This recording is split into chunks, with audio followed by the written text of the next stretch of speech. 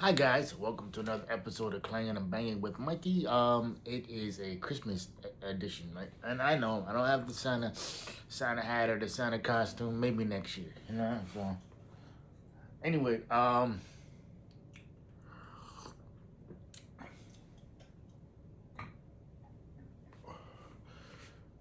Merry Christmas to everybody. Merry Christmas to everybody who's spending it alone. Merry Christmas to everybody who doesn't have their kids with them. Merry Christmas to anybody going through a divorce where their family is fractured, right? Merry Christmas to people who had to bury their parents, their sons, their daughters, their loved ones in general. Merry Christmas to everybody going through that. Um, yeah, it sucks, you know, because, you know, having to bury your loved ones when they're supposed to still be here is traumatic. You guys know my story. I lost my dad at 23, and then I lost my twin brother at 35. So,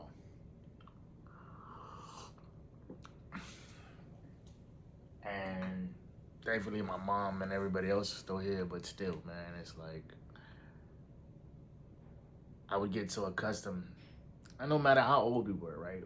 My brother would wake me up at 6 o'clock in the morning on Christmas morning, and he would bang on my door, obnoxiously bang on my door at 6 in the morning. He'd be like, "Hey man, get up! It's Christmas morning." All right, fine, I get up, and like he wouldn't stop banging on my door until I got up. And so it's just things that I miss. You know,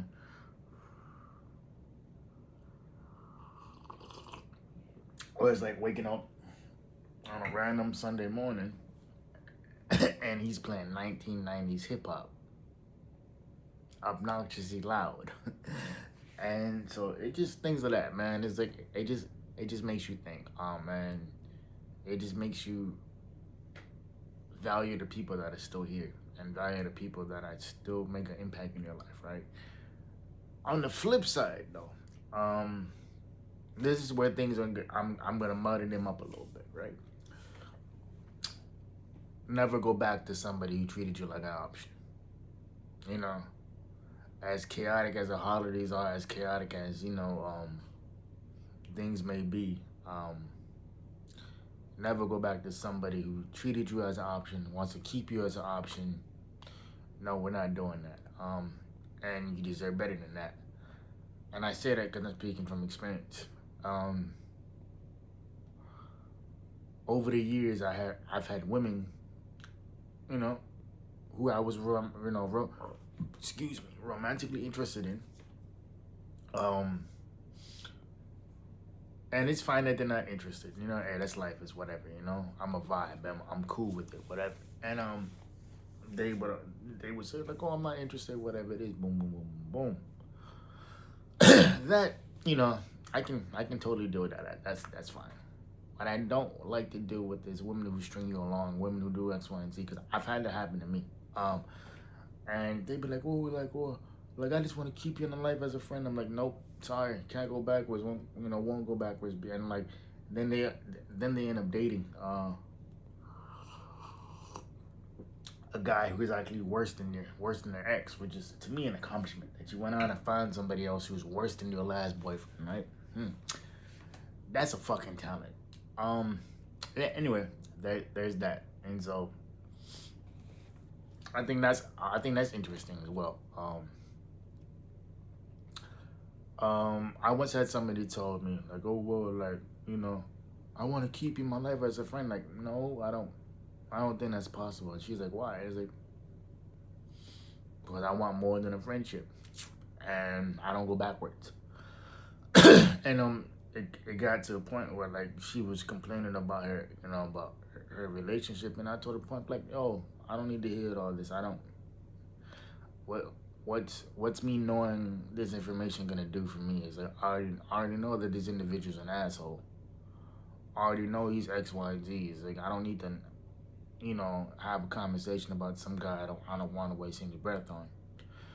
And I remember something this individual told me like, oh well, like there's issues in my relationship that I don't bring about a respect for you. As I told her point blank, like, no, there's issues in your relationship because you chose the wrong guy again, and you don't take accountability for, the things that you do. And I told her, as great as a person you are, is like you lack the common sense to actually choose decent men, or choose men that actually want to date you for who you are. And that's what it is. It's like you can't sit there and say like X, Y, and Z when in reality it's like it's you. Um, and that's what I was thinking about last night. I was thinking about this morning, and it's like never go back to somebody who treated you as an option. I don't care how long time has passed. I don't care how long you know how long it's been. It doesn't matter, because if somebody can do that to you, treat you as an option. And their favorite line is, when they say, "Well, I didn't tell you to do that." Yeah, you did it. And now what? Boom. And it's like, it's crazy to me how women want to be like, "Oh, we're like, where's all the good guys at? This and that, yada yada yada." And it's like, the villain story is crazy, ain't it? You know, it's crazy because it's like y'all want to sit here and dog out all these dudes and X, Y, and Z, and it's like, yeah, and it's like and recently I ran across this TikTok video where the guy was talking about not wanting to be in a relationship with women who have multiple baby daddies. I'm like, yeah, like who wants to deal with that, you know? And it's like, you guys get ran through, 3, 4, 5, 6, 7, 8 kids, and it's like, bro, it's like why would you do that?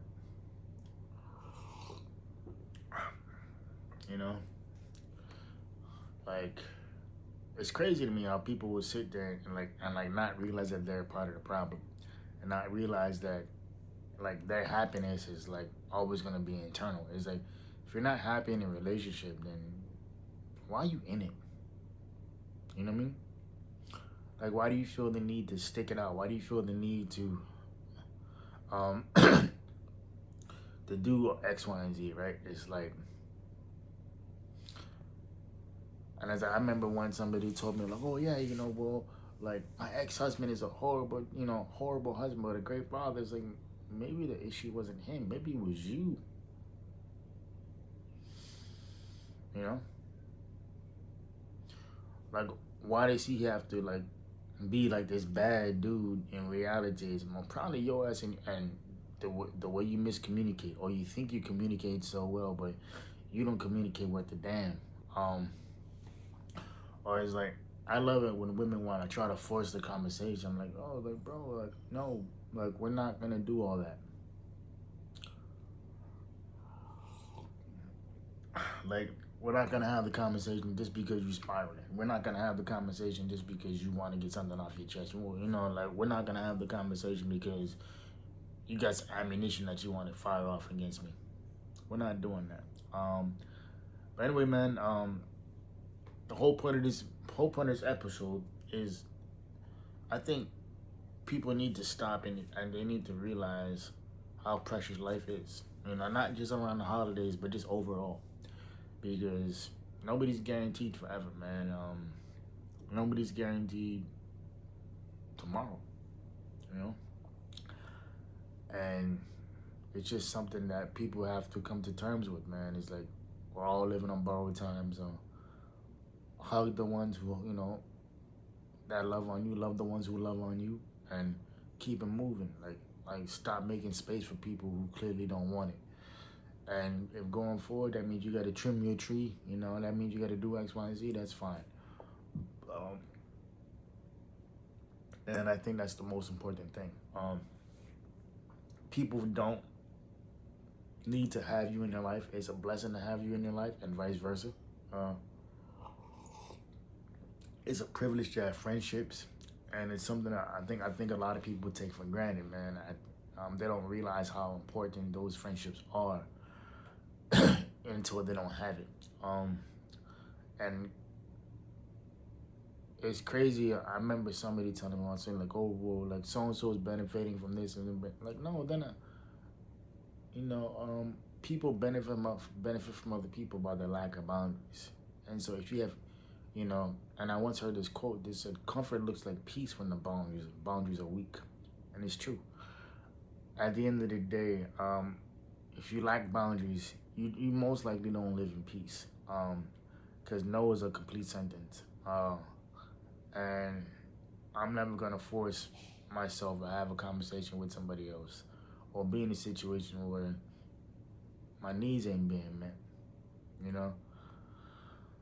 So anyway, man, this is about 10.5 minutes that y'all won't get back. Hope y'all keeping for peace, private play, positive pushing. I will see you on Sunday. Like I said, Merry Christmas. Love on those who love on you. Let's keep it moving. Let's keep it positive. All right, y'all. I love y'all. Peace. Merry Christmas, everybody.